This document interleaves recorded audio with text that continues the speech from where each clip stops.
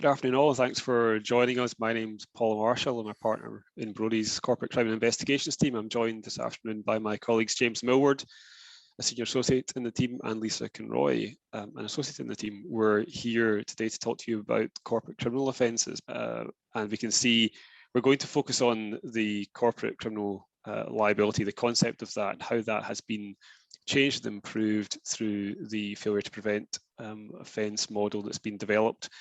Because of the new risks that creates for organisations, we're going to focus on the key defences that you need to establish to protect yourself, and we'll look at some action from the authorities and other ways to resolve the failure to prevent offences once they have arisen. So let's get straight into this, and we'll first of all look at the concept of corporate criminal liability. So the thing I wanted to say here is that usually criminal conduct involves a person, a human being, intending to do a bad thing. Now, Lisa, a company is not a human being. So tell us, how has the law tended to approach the prosecution of companies until now? Yes, absolutely, Paul. So traditionally, fixing corporations with criminal liability has been quite challenging because many of the traditional criminal offences involve a mental element, that is, for instance, acting with intent or acting with knowledge. And the difficulty of applying those traditional criminal law offences to corporations is, of course, that corporations act through others. They act through their directors, their managers, employees, agents, etc.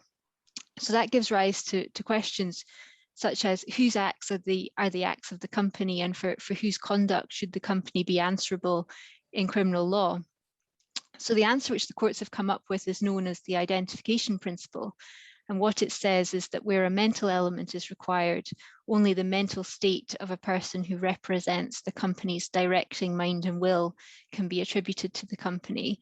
But in practice, this is limited to a relatively small pool of directors and senior managers. Great, thanks. So that idea that really there's a small pool of people who might have sufficient seniority to represent the company. James, can you give us a bit more of an idea then of why does that identification principle make it difficult to prosecute companies, particularly large and complex companies? Well, in a large organization, of course, you have a much more sophisticated structure, much more complex structure, which means that the senior executives, the senior directors, who would fall within the definition of directing mind and will, are very unlikely to have the knowledge, or at least it's going to be very difficult to evidence the fact that they have the knowledge required for the offence.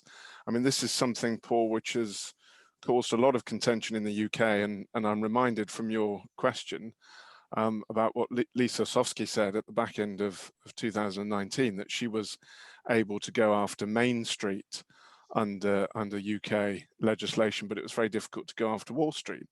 And what she means by that is that if you have a very big organization, and you go back to the LIBOR scandal, I don't know what that was, 5-10 years ago now, and very big banks which contained traders who were found guilty of wrongdoing, even managing directors who were aware of that wrongdoing, those banks were never prosecuted because it was extremely difficult to trace that evidence, that awareness up the food chain.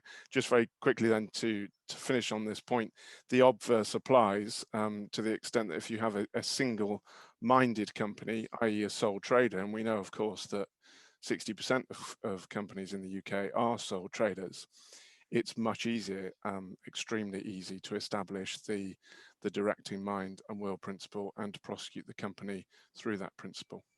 Great, thanks, James. Well, let's move on then and drill into this a little bit more. So on the next slide, we're going to look at the solution here. So we've heard from Lisa and James about the old way of pursuing companies and the challenges with trying to prosecute large and complex companies using the old law, the old means. So that did lead to this new approach. So getting away from the identification principle and getting away from the idea of someone with a senior mind in the organization, and moving towards the offence of omission or failing to prevent model. and the idea that it's not what you do, it's what you fail to do that creates the liability for the company.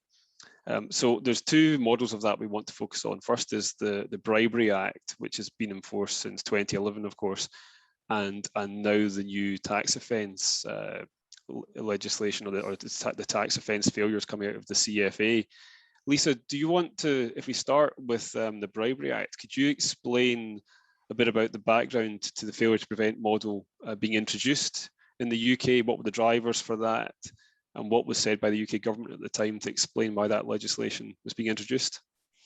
Yes, certainly. So I think there were a couple of drivers for the Bribery Act coming in. I think, first of all, there were a number of abortive attempts in the late 80s and throughout the 90s into the beginning of the century to reform the existing law, which was generally acknowledged to be piecemeal and inadequate. But I think perhaps the real catalyst was mounting pressure from abroad, and in particular from the OECD, which really saw the UK as a bit of an outlier in terms of its anti-bribery laws and overall approach to corporate compliance. So at the time of the Bribery Act's introduction, I think it was fair to say that there was real concern both amongst businesses and within government about the potential additional compliance burden which would come in under the Act. The government's message at the time was the legislation was necessary to prevent market distortion and to promote fair competition, but also to preserve the reputation of UK business, both within the UK and also internationally. And while emphasising the need for robust compliance programmes, I think there was also a message from the government that of reassurance that the Act was not intended to prohibit routine corporate hospitality. Right, great. So this new legislation was almost being presented as a way to protect the UK's reputation and bring the UK up to the standard that was being seen in other jurisdictions. Is that fair? Yes, I think that's fair. Yeah. Great. So that was the Bribery Act. That was 2010 Act, came into force 2011. Big splash at the time about failure to prevent involving bribery, particularly overseas bribery. Then time moves on, and James, we see not a flurry of failure to prevent offences, but we certainly see now in the last couple of years the latest incarnation of the failure to prevent offence in two offences in the Criminal Finances Act. Do you want to tell us a bit more about that? I mean, firstly, I should say I really struggle with the idea that the Bribery Act is almost 10 years old, because just doesn't feel like that amount of time. In fact, it will be exactly 10 years, I think. If we were doing this on Thursday, we could sing happy birthday to the Bribery Act. Time flies though when you're enjoying legislation, James. That's the thing. Certainly does. Well, the Criminal Finances Act, as you say, Paul, bit later, 2017, so that's been in force for 3 to 4 years, and section 45 and 46 of the CFA, as I'll call it, really mirror the same architecture of the Section 7 failure to prevent corporate offence in the Bribery Act. So the CFA gives rise to two offences under Section 45 and 46, a failure to prevent UK tax evasion offence by an associated person. And I think we'll come back to looking maybe in a bit more detail about associated persons and what that definition means, and a failure to prevent foreign tax evasion. So strict liability offences which arise if two particular steps are fulfilled.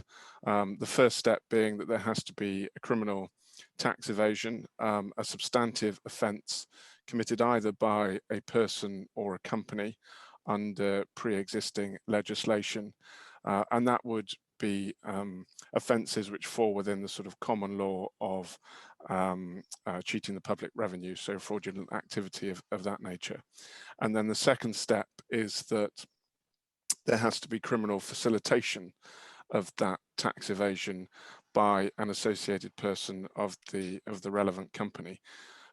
If those two steps are fulfilled, then a strict liability offence arises to the company in the same way it does under Section 7, and the company will have a defence if it can put forward evidence to demonstrate that it had reasonable procedures in place to prevent that facilitation of tax evasion.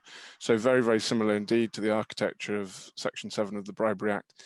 The distinction being, I think, as we'll probably come on to, that word reasonable. So in the Bribery Act, adequate procedures is the defence, and under the CFA, reasonable procedures is the defence. Yeah, thanks, James. So we've got, as we can see on this slide, we've got that hop, skip and the jump. When we compare the two pieces of legislation, the primary offence, the associated person being engaged in connection with that primary offence, and that leading to the corporate failure to prevent offence by the organisation. So let's drill into that idea of having these common themes across the legislation, and we'll start doing that in the next slide. But if we think, first of all, for both the Bribery Act and the Criminal Offences Act, we see there are common elements to both. But that means that for everybody on the seminar today, if you can recognise the common themes in the Bribery Act and the CFA, you can then start to put in place measures to protect you against breaching either of them, which is helpful. So one of the key elements that we see across both pieces of legislation is this concept of the international reach, and the point that although these are both UK pieces of legislation, or pieces of UK legislation rather, it's not the case that they confine themselves to what is happening in the UK. They both have significant international reach.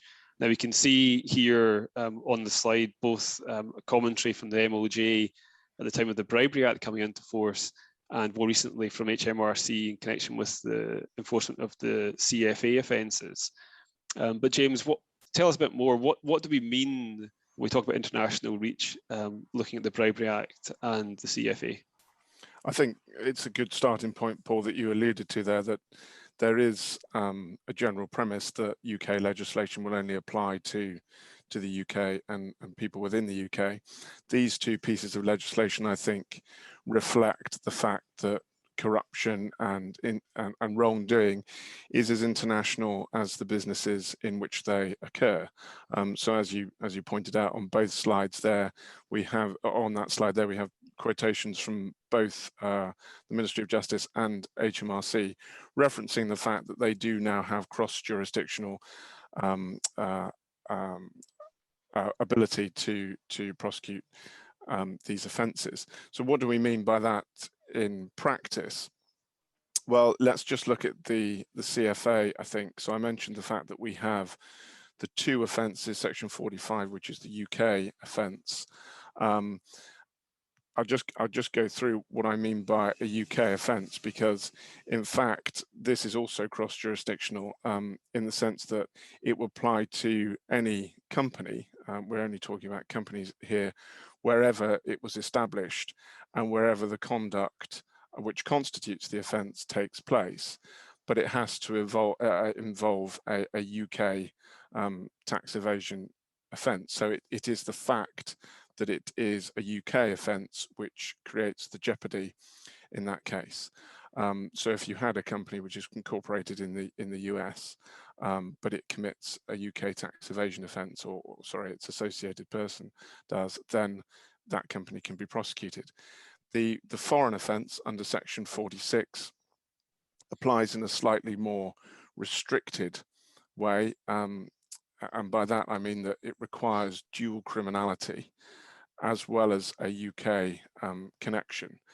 Dual criminality simply means that both the tax evasion and the facilitation of tax evasion have to be offences in the UK as well as in the other jurisdiction.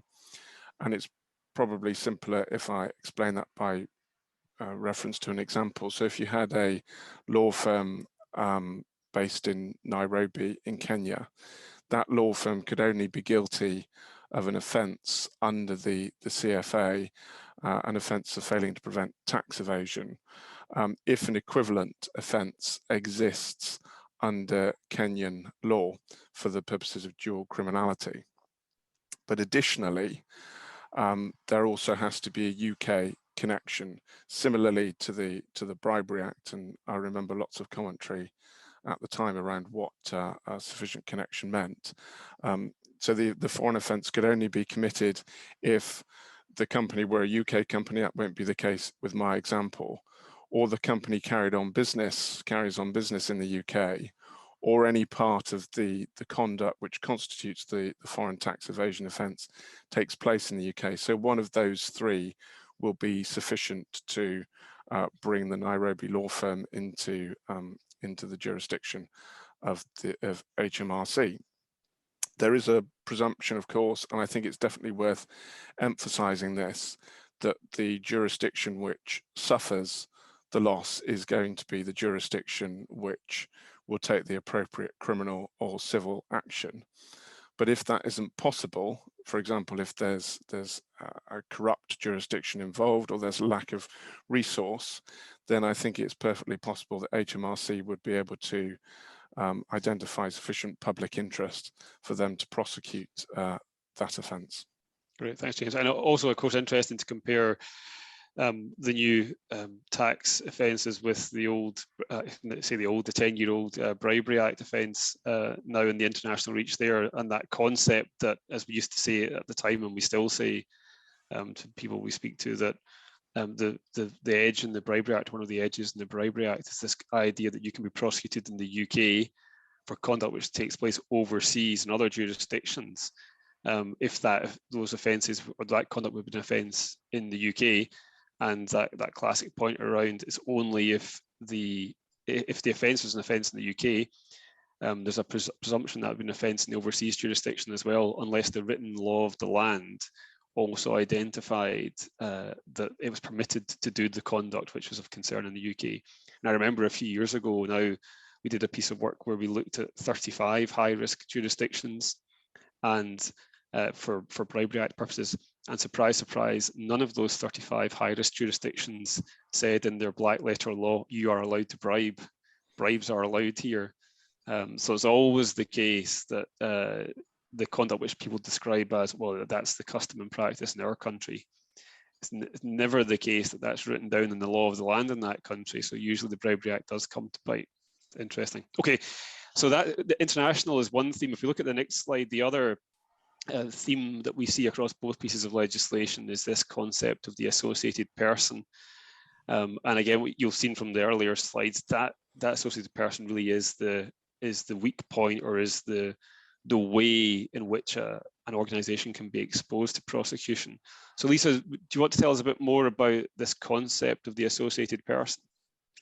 Absolutely. So the definition of associated person provided by the legislation is a person who performs services for or on behalf of the organisation.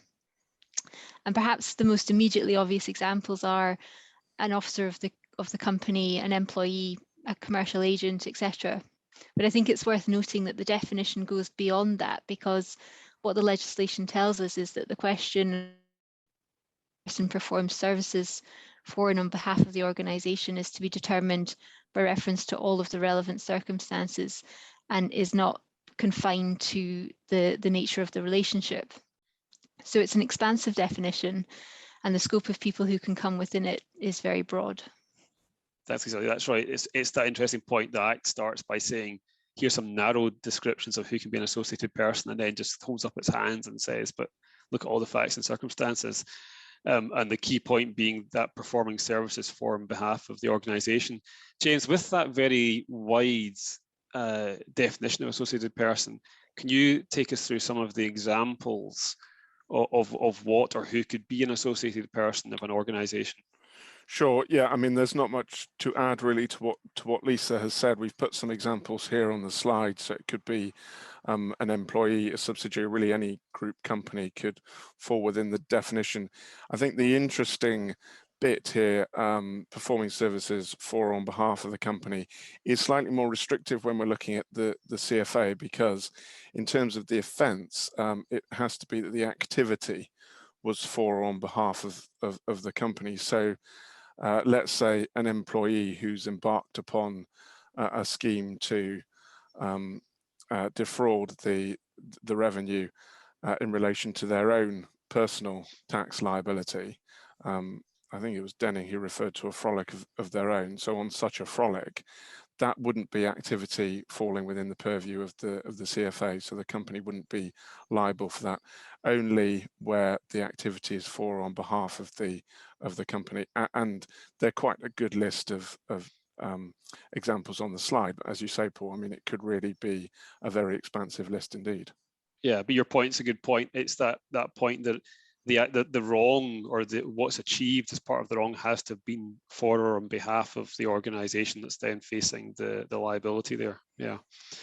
Okay, so let's move on. We've looked at the two themes of the international dimension and the associated person.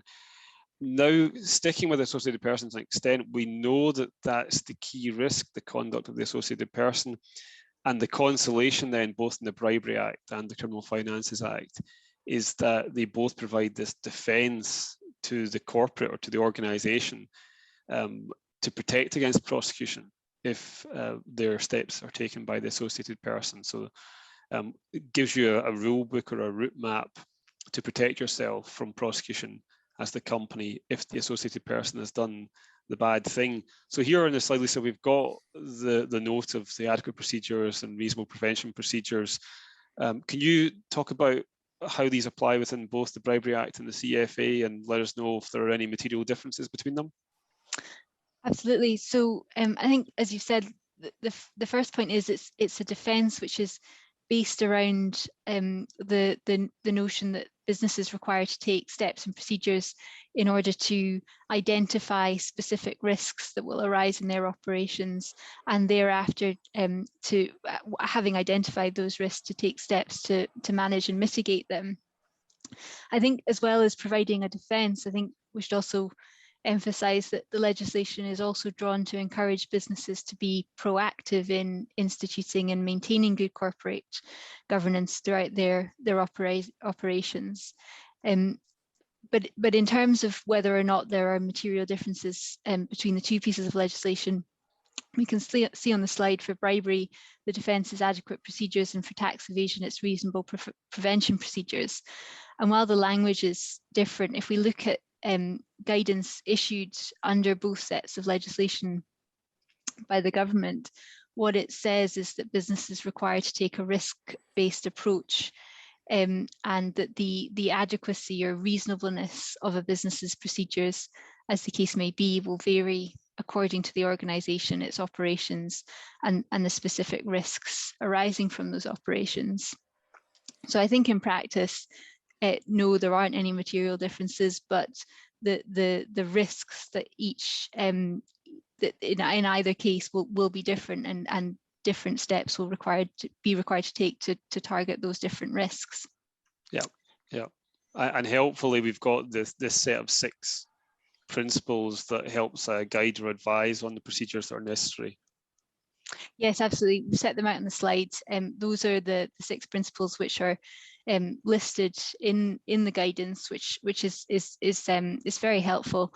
They are the principles which businesses should refer to and use in crafting their compliance regimes, but they're also the standard against which compliance regimes will be judged in the event of a compliance failure. And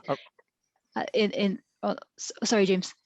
Sorry, Lisa, I didn't mean to cut across. I was just going to say the 6 principles are not mandatory, but it's definitely worth saying that if there is a prosecution of a company for failing to prevent, that investigation is going to give a significant amount of consideration to the extent to which any compliance framework was drafted incorporating these 6 principles. So they really are mandatory, even though they're not mandatory, as it were. Okay, good. So let's turn to the next slide, and we're going to focus a bit more on the 6 principles, but we know that there's quite a lot for organisations to get on top of with reference to 6 principles. So James, for you, I thought it would be easier just to give everybody a sense of what is the starting point there. If you're going to pursue these 6 principles as your framework for compliance, where do you start to make sure you've got a good defence if something goes wrong in future? Well, both the guidance to the Bribery Act and the guidance to the CFA stress the importance of a risk-based approach. the guidance to the CFA really does stress how critical a risk assessment is to putting in place a robust compliance framework. I mean, there are many different ways that you can cut the cake in terms of putting together a risk profile of a company. We're advising at the moment a company which is based in the oil and gas sector on doing a fairly fundamental, comprehensive risk assessment of their business. And we've decided the best way to do that, Paul, is to put together targeted questionnaires for key individuals within the business, and to use the information which we garner as a result of that exercise to put together, well, to determine what the next steps should be. I think it's worth saying that if you are going to do a risk assessment, which you should be doing specifically for the CFA, then it needs to be tax specific. I don't think any lawyer worth his salt would be advising you to lift your AML risk assessment or your ABC risk assessment and just rebadge it. That's not what we're talking about here. The 6 areas that have been identified on the slide are specific areas that the HMRC guidance has mentioned as risks commonly encountered. On the top left there, country risk is a vital one. If you are engaged in transactions with business partners who are based in tax havens or countries which maybe have a more secretive approach to their affairs, for the CFA, actually for bribery and corruption in my view as well, but for the CFA, that would certainly increase your level of risk. There are certain sectors which HMRC think are at more exposure to tax evasion offences, including the legal sector actually as well as financial services. And of course, you have to look at the specific profile of your business. So a root and branch risk assessment, which identifies where you operate, who is involved in the transactions, what sort of business partners are you associating with. And once you've completed that exercise, just as we're doing with our oil and gas client, you can then begin to identify what are the key risks and where should you be targeting your resources? Where should you be prioritizing the resource you have for compliance? I mean, if you are a UK company and you have a very low level amount of interaction with UK business partners, it's going to be at a very rudimentary level, it's going to be a much lower risk profile that you see for those transactions than a company which is operating multi-jurisdictionally in more high-risk sectors. So it's really, I don't think we can emphasize enough that it should be specific to a business in order to enable you to identify and prioritize what the key risks are. Great, thanks, James. So what we'll do is let's move on. And at the moment, we've been talking about all the good things that you would do to protect yourself. But I want next to see if we can look at what might happen if you haven't taken the steps. So let's look at the next slide.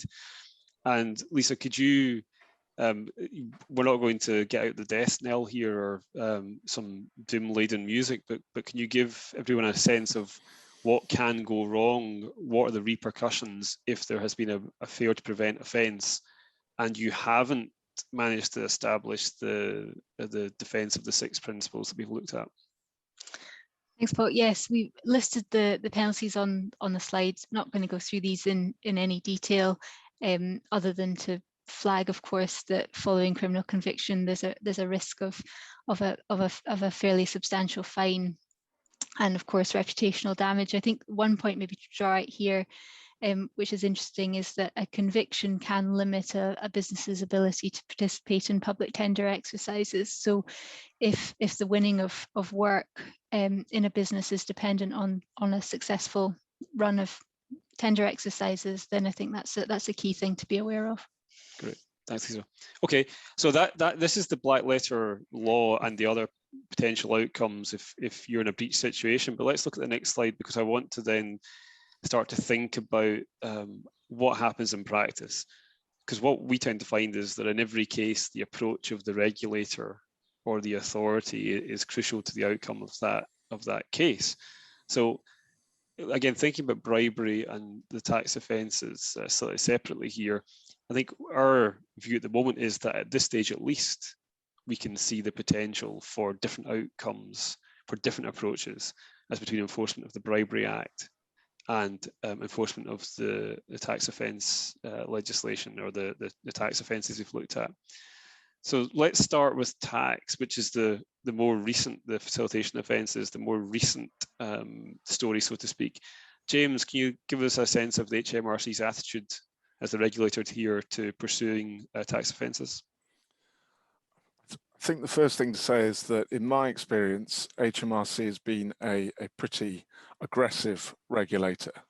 And in fact, if you look at the publicly available information, that is borne out, that impression is borne out. In 2019, they convicted more than 600 individuals for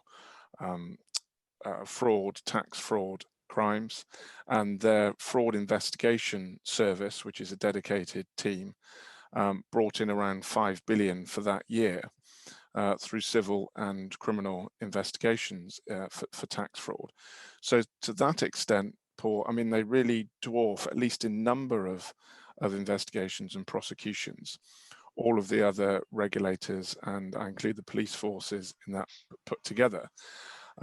It's very difficult to say the sort of approach they're going to take to enforcement under the CFA. I mean, there's no doubt to my mind that there is an added impetus with COVID for HMRC, a political impetus, I mean, for HMRC to go out and start imposing very significant financial penalties for breaches of the CFA, because there's an imperative to bring in money. We said, I think, that the CFA has been enforced for three or 4 years. We haven't seen any prosecutions to date. I don't think that's particularly surprising. All of us who work in this space know that investigations now take 2, 3, 4 years as a matter of course. And of course, these investigations by HMRC will have been delayed because of COVID. But they have 14 live investigations underway, as it says on the slide. They've had 40 more opportunities across their desk, which they've rejected. They've got another 14 under review. And from the information which has been published in relation to these investigations, they cover all the different sectors. They're mentioned there on the slide, and they cover small businesses through to large businesses. So while we haven't seen any charging decisions yet, I think we can expect to see charging decisions. I'm not going to put my head up above the parapet and say that we will see charging decisions this year, although I think there is a good prospect of that being the case. Whether they will be as aggressive in enforcing the CFA as they have been with tax fraud offences to date for individuals, who knows, but it sort of remains to be seen. I think there's a good chance they will be pretty aggressive. All right, great, thanks, James. So that's the position or the state of the nation, I suppose, in terms of what we expect with HMRC and the new tax offences. Let's wind back the clock a little bit, and on the next slide, let's look at what we've seen from the Scottish Crown in connection with the prosecution of bribery offences, or the absence of prosecution, I suppose, of bribery offences in Scotland since the Bribery Act came into force. Lisa, can you take us through what the approach of the Crown has been in the last few years? Yes, so the Scottish Crown has a scheme which allows businesses to self-report concerns around bribery which have arisen in their organisation. I think the overall purpose of the scheme is to encourage good corporate governance, but there's a real attraction for businesses in participating in the scheme, and that is commercial certainty, because if a report is accepted, the matter is referred to the Civil Recovery Unit and a civil penalty is paid by the business, and that civil penalty is paid as an alternative to prosecution. And I think for in a bribery case, you know, we could expect any trial to be pretty lengthy and with that costly and with an uncertain result. So I think there are clear commercial attractions, also legal attractions to self-reporting. Yeah, and I think there's always, on self-reporting, we're certainly clear, there's always that value of it's the organisation doing the responsible thing. They've identified wrongdoing. They are going to the authority with that, and often that sort of responsible, positive approach is actually the best way to protect reputation and create confidence for the organisation going forward, whether that's confidence amongst its own people or confidence in the broader marketplace. Always a good thing to be seen to be taking steps to deal with concerns rather than brushing them under the carpet. Okay, let's contrast then. So that's the Scottish Crown dealing with bribery in Scotland. Let's, on the next slide for a moment, touch on what happens in other parts of the UK, because the Scottish Crown dealing with self-reporting in Scotland. James, talk to us about the position that exists in England and Wales and DPAs. As you say, Paul, different system in the UK. Really mirrors what's been taking place in the US for the last sort of 40 odd years now. We have deferred prosecution agreements in England and Wales. A DPA, as I'll call them, it's an agreement between prosecutor and a company which could be prosecuted and effectively suspends that prosecution for the lifetime of the DPA. If all the conditions of the DPA are met, then the threat of prosecution can be lifted altogether. So it's a very attractive agreement from a commercial perspective. It can only be between the prosecutor and a company in the UK, as opposed to in the US, of course. Individuals can also be part of a DPA. Came into force 7 odd years ago, 2014. We've only seen 9 DPAs. I say only seen because probably at the time we would all have expected to see a few more than 9 in 7 or 8 years' time, but the number of them recently is increased, so they seem to be increasing in frequency. They've all related to bribery and corruption offences, and I suppose the main attractions for companies are the commercial certainty which they offer, the transparency of the process. There is very heavy involvement from the judiciary, that the judge must be convinced that the DPA is in the interests of justice and that its terms are fair, reasonable and proportionate. But of course, they also enable a company to avoid the lengthy, costly and very uncertain process of going through a criminal trial. So that's the DPA process in a nutshell. Great, thanks, James. So we're coming to the end. We've got a few questions. I'd like to try and get to some questions, so I'll be quite quick with this final part of the formal part of the presentation. So if we can move on to the next slide. The point we just wanted to draw here is that hopefully you'll have seen from both the presentation on the bribery and the tax offence side that there are common themes there, common risks in terms of the international risk, but common themes in terms of the associated person being the key area of vulnerability. That means that the same methods of protecting against that risk arising apply. So as we said here, risk assessment is crucial, because you identify where the high risks are for your organisation, and then you bring in controls to manage those risks. And one of the key principles, and the 6 principles we touched on earlier, is proportionality. And thinking about this in terms of, if something bad happens, and after the event you're explaining to the authority or indeed to the court how you justified your position. If you're able to say, we were aware of the legislation, we took steps to understand what was required of us, that meant that we carried out our risk assessment, we followed the 6 principles, we worked out where the high risks were for us, and then we took steps to control those areas of risk. If you can tell that story to a regulator, to an authority or to a court, then you've achieved as much as you can achieve in the circumstances. So that's very much our strong takeaway here, that you do the work to know where your risks are and then to control those risks. Now, let's look at some questions before we finish up. There's a couple of questions that have come in that are almost answering. One question is a question, and the second question answers the first question almost. So the first question is, if you were to speculate, where do you see the failure to prevent economic crime offence going in the next few years? And that's from Laura. Now, yes, the next question, which sort of partly answers that question, is, do you think failure to prevent offences have improved corporate culture? So maybe I'll get the ball rolling in this, and I'll open up to Lisa and to James. There's a consultation ongoing at the moment in connection with extending or widening out economic crime and corporate crime beyond the core areas we've looked at today. Because of the problems or the challenges with the identification principle we identified at the beginning, it's pretty commonly understood that the old way is not an effective way to pursue and prosecute companies.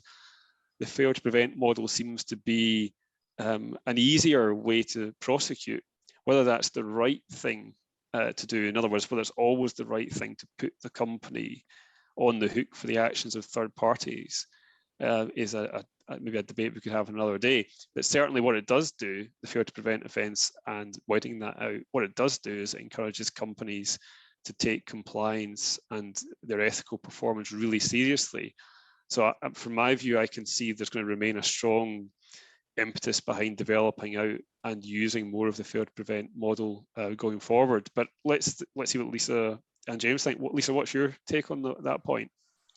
Yes, absolutely. I think completely agree. I think when you think about the 6 principles that we discussed earlier, I think really being in a position to meet meet those principles, meet that threshold, really does require a very close look at compliance policies and really making sure that good governance is embedded at all levels within the business.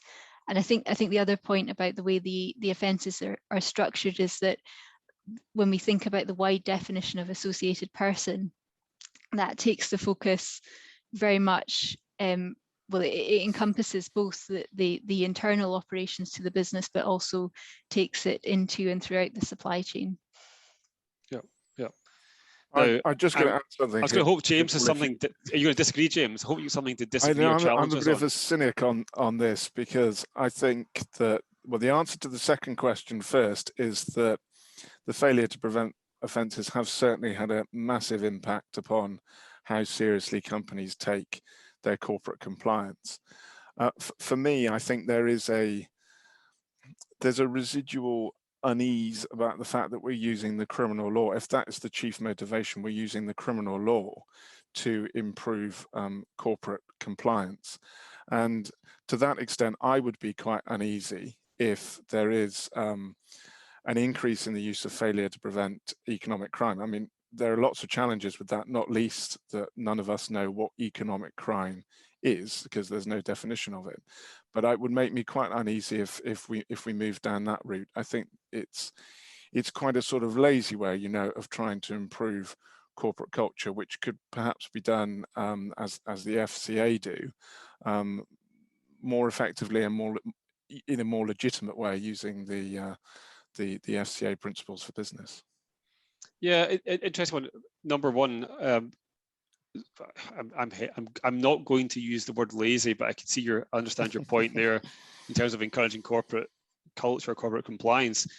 But there's also the element of the challenges for prosecutors and investigators looking at economic crime, particularly, I suppose, economic crime where there's an element of deception or consent amongst groups in that criminal activity. So you can absolutely see that incentivizing a company to identify and report is a more efficient way for the authorities to proceed than hope that they find that wrongdoing by themselves. So that for that reason, I think interesting to see where the consultation goes. But I think Laura's point in terms of do we think, or where's that going to go next? I think it's definitely on the agenda. It's just what shape it looks like in the next period. Let's then, conscious we're at the Q2 mark, and I said we'd try and finish at Q2. So let's finish a couple of points just to make sure we deal with the questions that we've got. One is like asking us to look at the key differences between self-reporting and DPAs and which is the best option. for a business. On that last point, I would never say that there's either self-reporting or DPAs, one is better than the other. There's certainly key differences between the two regimes. Just thinking about this straight off the bat, on the self-reporting side, it is a much faster process than DPAs. It does tend to lead to a decision much more quickly. There is no judicial oversight of self-reporting in Scotland in the way there is with DPAs existing in the rest of the UK. On the other hand, a DPA can be attractive because it sets out an agreed position and what's required, what's expected of you. So there's a clarity there as well. James, do you have any other key differences between self-reporting and DPAs you'd want to flag?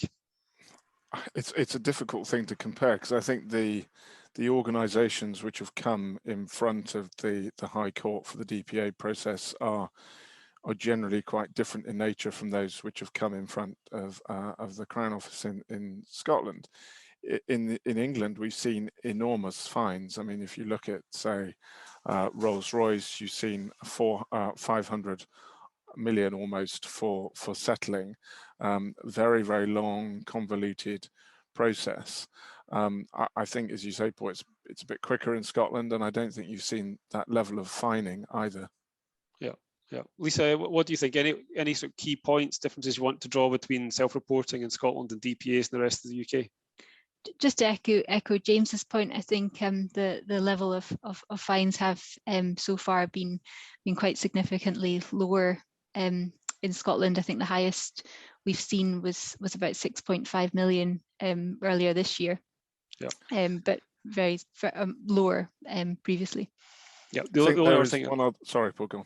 So I was just say one other point I would just observe in connection with self-reporting and DPAs is that it's not, for a UK company, you don't just get to pick your regulator, so to speak. There is a proper test about whether or not the conduct complained of properly belongs north or south of the border, and whether or not the organisation of concern it has an interest or a location north or south of the border. So you can't just pick your regulator. And also there is a memorandum of understanding published certainly by the Scottish Crown, which identifies the decision making, which would mean whether or not a matter would go from the Scottish Crown to the SFOs, the UK DPA, or the UK Bribery Authority, and equally whether or not the SFO in some other circumstances would send a bribery concern to the Scottish authorities. So there's a joined up thinking between the two regulators on that point. James, did you have something else you wanted to flag? Oh, just in relation to individuals, I think I'm right in saying that in Scotland, individuals aren't generally prosecuted following DPAs, whereas in England, of course, there have been numerous prosecutions of individuals who were either referred to anonymously in the statement of fact or in fact named as in the Tesco DPA, with very limited success, it has to be said, but prosecutions of individuals do tend to follow. Yeah, and that's a good point. We've not seen so much of individuals being prosecuted on the back of self-reports in Scotland so far, but again, there's no guarantee. If there's a self-report to the Scottish authorities, there's certainly no guarantee that individuals wouldn't be prosecuted separately in connection with that, and therefore in those circumstances, always good for the individual to have independent advice during that process. Okay, we're still finishing good 10 minutes before the hour, which is when the formal finish was going to be, but we are running a little bit beyond my soft close at 1:45. So I think we will look to close there. Thank you all for joining us today. Thanks to Lisa and to James for such an interesting session. We will post the session on our website and send links to everyone who attended. And please do get back in touch if you have anything else you want to ask us about the content of today's session. But otherwise, have a great day. Thanks very much. Goodbye.